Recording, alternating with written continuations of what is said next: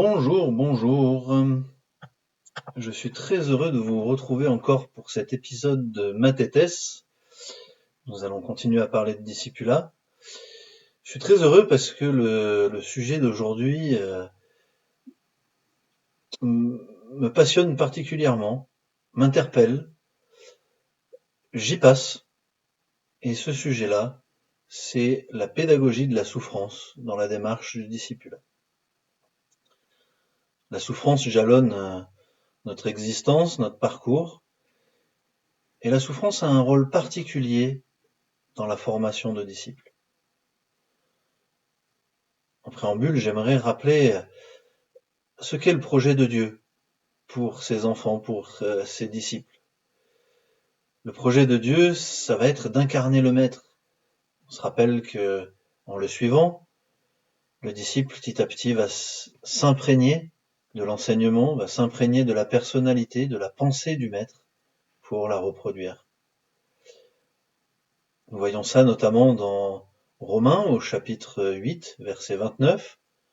Tout concourt au bien de ceux qui aiment Dieu, tout, c'est-à-dire la souffrance aussi, et ça concourt au bien, au bonheur, car ceux qu'il a préconnus, il les a aussi prédestinés à être conformes, c'est-à-dire de la même forme, à l'image de son Fils, pour qu'il soit premier-né d'entre plusieurs frères. Donc on voit que la souffrance qui participe au bonheur, finalement, a pour but de de sculpter en nous cette image de Christ à sa suite. Voilà donc le projet que Dieu a pour ses disciples. Suivre Jésus, c'est souffrir. Si quelqu'un veut être mon disciple, qu'il renonce à lui-même et qu'il se charge de sa croix et qu'il me suive, car celui qui voudra sauver sa vie la perdra, mais celui qui la perdra à cause de moi la sauvera. Suivre Jésus, c'est souffrir, c'est porter sa croix. Et c'est peut-être le signe ultime, justement, de cette souffrance, la crucifixion, dont on reparlera un petit peu après. Si le Maître a souffert en allant jusqu'à la croix, que les disciples doivent laisser apparaître l'image du Maître dans leurs entrailles, dans leur façon d'être, dans leur façon de penser, il est à peu près sûr que les disciples vont également souffrir. La souffrance est donc une réalité en Jésus, mais c'est aussi une réalité chez les disciples. 2 Timothée 3,12. Et tous ceux qui veulent vivre pieusement dans le Christ Jésus seront persécutés. Vivre pieusement, c'est-à-dire dans une crainte obéissante, dans une crainte au service, disponible pour Jésus-Christ, tous ces disciples-là seront persécutés.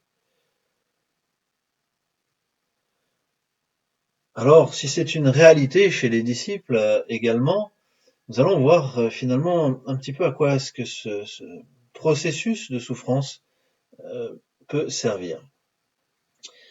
La souffrance est un gain pour les disciples. Et ça, on le voit notamment dans Philippiens 1, verset 29. Parce qu'à vous, il a été donné gratuitement par rapport à Christ, non seulement de croire en lui, mais aussi de souffrir pour lui.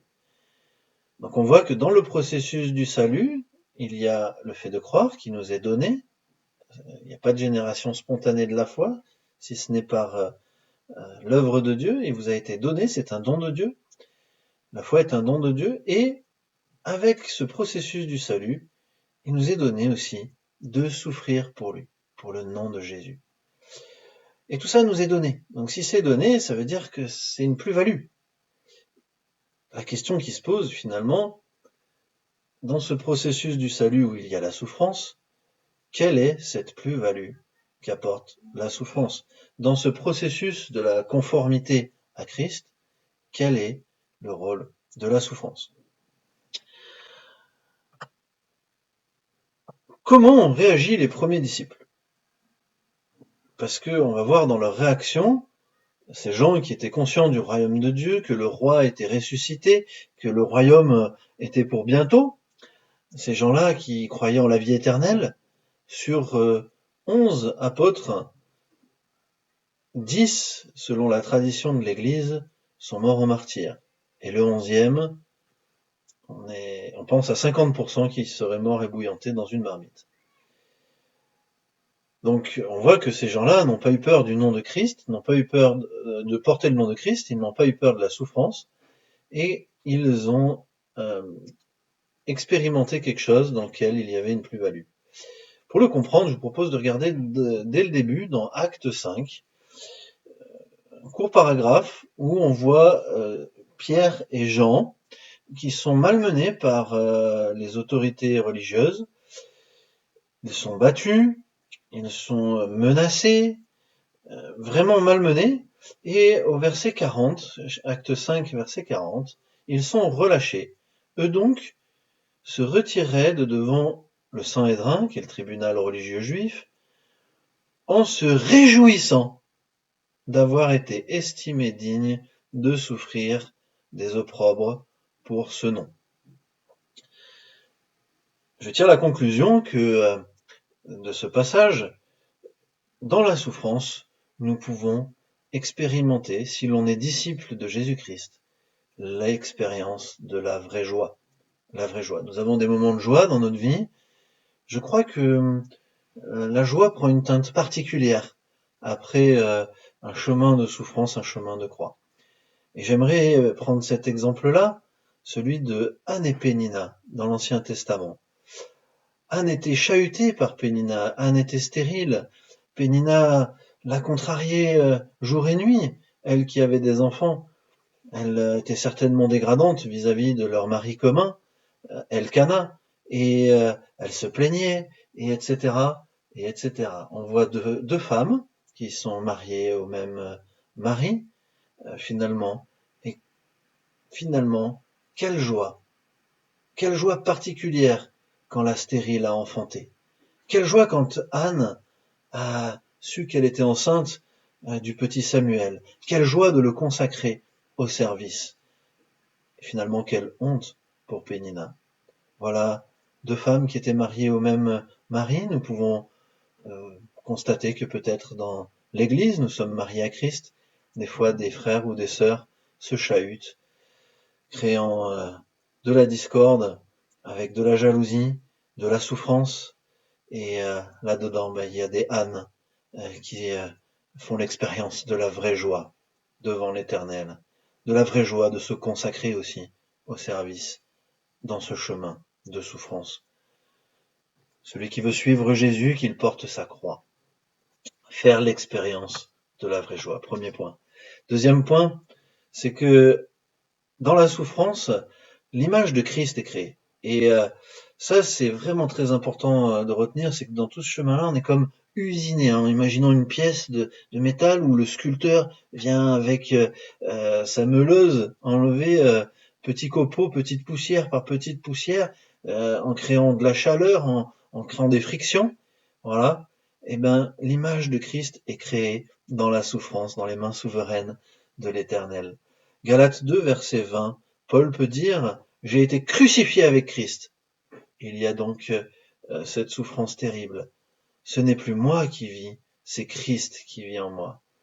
Voilà l'apparition de Jésus-Christ dans le personnage de Paul, grâce à cette crucifixion, ce chemin de souffrance. Christ apparaît dans le chemin de souffrance en ses disciples. Un deuxième passage qui est particulièrement éloquent, c'est Jacques 2, verset 4. Estimez comme une parfaite joie, encore le lien avec la joie, estimez comme une parfaite joie, mes frères, quand vous serez en butte à diverses tentations, sachant que l'épreuve de votre foi produit la patience, cette patience de Christ. Voilà, l'épreuve, l'épreuve est forcément difficile, elle crée la patience. Mais que la patience est son œuvre parfaite, afin que vous soyez parfaits et accomplis, ne manquant de rien.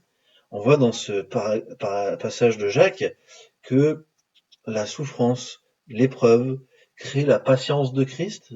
Petit à petit, on va voir son regard de disciple changer sur ses frères et sœurs, sur ceux qui sont agaçants, comme l'était Pénina, ceux de souffrance face aux circonstances aussi.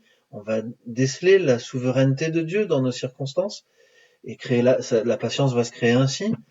Dans les autres sujets de souffrance, comme peut-être la maladie, ben, la patience est créée grâce à ce lien à Dieu. Parce que nous ne sommes pas complets, mes chers frères. Nous ne sommes pas complets, nous ne sommes pas parfaits. Nous voyons dans ce verset que l'épreuve a pour but de nous rendre parfaits et accomplis, c'est-à-dire préparés, équipés, ne manquant de rien. Chers amis, nous n'avons pas à redouter la souffrance, nous n'avons pas à redouter cet usinage du Maître pour nous rendre à l'image de Christ. Alors, soyez réjouis. J'aimerais conclure, mon ami disciple qui souffre ou qui va souffrir. Si tu es disciple du Seigneur, j'aimerais te dire patience. Dieu est en train de créer quelque chose d'extraordinaire en toi, que d'autres t'envieront. Plus tard, des gens te regarderont et verront Christ, discerneront Christ, et peut-être que ça les rendra jaloux, honteux. Christ en toi est en train d'apparaître. Il te délivre par la souffrance de tes mauvaises œuvres et te conservera pour son royaume céleste. Comme Paul, abandonné de tous, seuls quelques fidèles combattants de l'Évangile étaient restés avec lui, dans 2 Timothée 4, versets 9 à 18, que nous allons lire juste après. Peut-être tu es abandonné comme Paul, comme Jésus. Le disciple est rejeté comme Jésus a été rejeté. Alors, ami, tourne-toi vers l'avenir et le royaume éternel. Courage, porte ta croix. Voilà ce que j'ai envie de te dire. Courage, porte ta croix. Nous allons lire donc du coup la fin de Timothée dans une lecture un petit peu dynamique. J'espère pouvoir vous transmettre avec émotion ce que Paul vivait en étant au fond de sa cellule à Rome, attendant d'être décapité, s'adressant à Timothée, celui qui va reprendre le flambeau de l'Évangile, le flambeau de l'Église.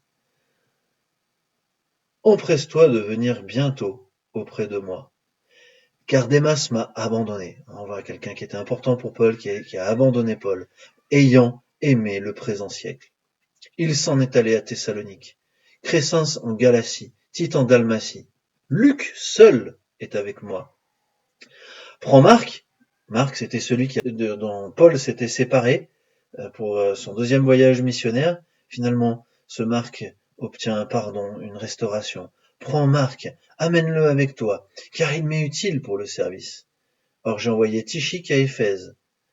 Quand tu viendras, apporte le manteau que j'ai laissé à Troade, chez Carpus, et les livres, spécialement les parchemins. Alexandre, l'ouvrier en cuivre, a montré envers moi beaucoup de méchanceté. Le Seigneur lui rendra selon ses œuvres. Perspective de la justice à venir. Le Seigneur lui rendra selon ses œuvres. Nous avons des ouvriers en cuivre qui nous tourmentent, des Alexandres, qui sont méchants, en dehors de l'Église, mais aussi dans l'Église.